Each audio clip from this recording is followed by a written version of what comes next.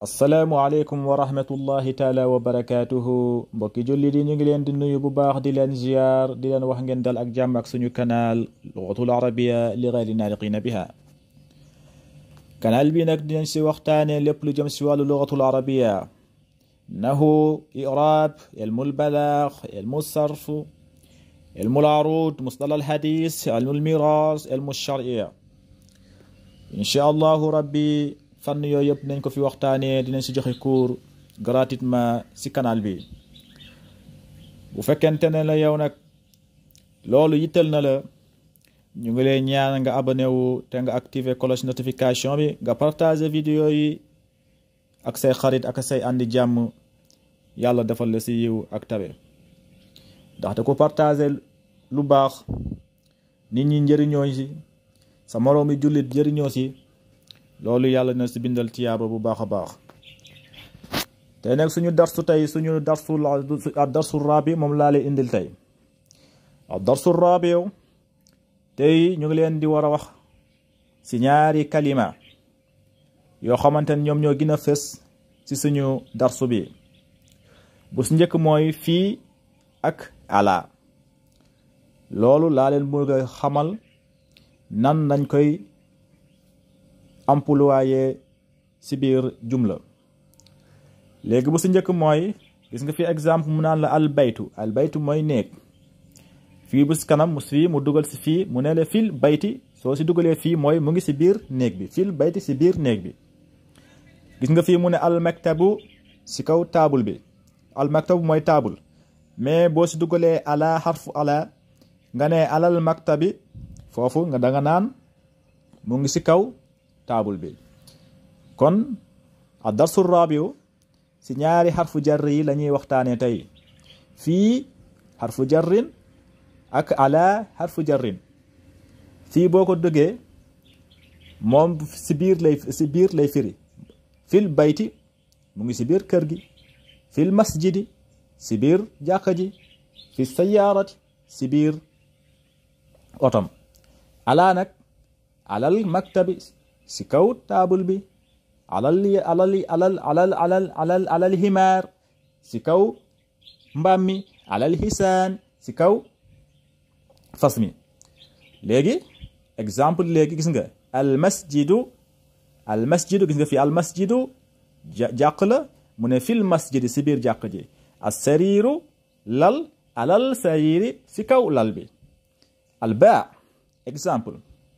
mu ne la ayna muhammad ana muhammad soo koy tontu nga ne huwa fil ghurfa muhammadu moom mu ngi si biir néeg bi gis nga mu ngi si biir néeg bi ayna muhammad ana muhammad nga ne ko huwa fil ghurfa moom mu ngi si biir néeg bi gis nga fii si biir néeg bi fil ghurfa wa ayna yaasir waaw ana yaasir huwa fil hammam moom mu ngi si toilette bi ayna yaasir ana yaasir huwa fil hammam moom mu ngi si biir toilette bi gis nga fii si biir toilette soo bëggee wax nit ki mu ngi si biir xarfu jarrin bu fii nga indi nga ne ko fil hammam fil ghurfati ayna muhammad huwa fil ghurfa wa ayna yaasir huwa fil hammam wa ayna amina nga ne hiya fil matbax gis nga huwa ak hiya tamit du benn bu fekkente ne ku ngay wax góor la danga naan huwa bu fekkente ne jigéen la danga naan hiya gis nga aminatu xam nga ku jigéen la kon bu la laajee aminatu boo koy wax aminatu fu mu nekk danga naan hiya fil matbax aminata mu ngi si biir waañ bi gis nga mu ngi si biir waañ bi fil matbax wa ayna ana aminata hiya fil matbax aminatu mu ngi si biir waañ bi wa ayna alkitaab waaw ana téere bi wa ayna alkitaab ana téere bi huwa alal maktab téere bi mu ngi si kaw taabul bi gis nga alal maktab gis nga ala xarfu jarrin boo ko utiliser moom lu nekk si kaw ala nga indi alal maktab téere bi mu ngi si kaw gis nga alal maktab waxu fii mooy mu ngi si biir mais ala mu ngi si kaw la comprendre ngeen est-ce que lu ma leen di wax wa ayna al kitab ana téere bi huwa ala al maktab téere bi mu ngi si kaw table bi wa ayna saa ayna montre bi nga hiya ala sarir gis nga montre bi nga ne hiya ala sarir montre bi mu ngi si kaw lal bi wa ayna saa ayna saa ana montre bi hiya ala sarir montre bi mu ngi si kaw lal bi at-tamarin exercice léegi mu ne la ajib anil atiya na nga tontu si misaal yii di ñëw laaj yii di ñëw yow yaa si tontu waaw bu fekkente ni yor nga sa kay ak sa bic wala sa kii boo ko bindee lii nga bind ko nga daal di tontu sa bopp gis nga awalon ayna al kitab ana téere bi booy tontu da nga naan huwa ala al maktab ayna al kitab ayna téere bi nga bind fii si kanam réponse bi nga wax huwa ala al maktab ayna muhammad ana muhammad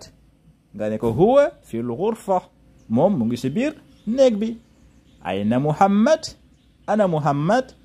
huwa fi al ghurfa moom mu ngi si biir néeg bi di nag yéen a ko waraloon def yéen a ko war a defar seen bopp pour ngeen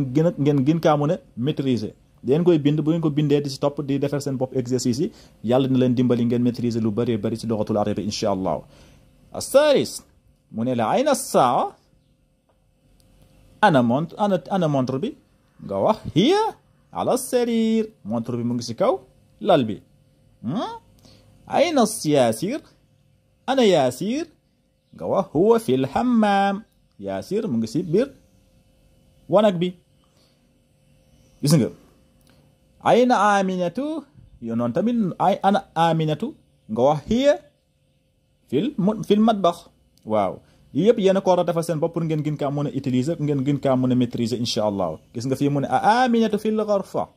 a aminatu fil ghurfa ndax aminata mu ngi si biir néeg bi nga ne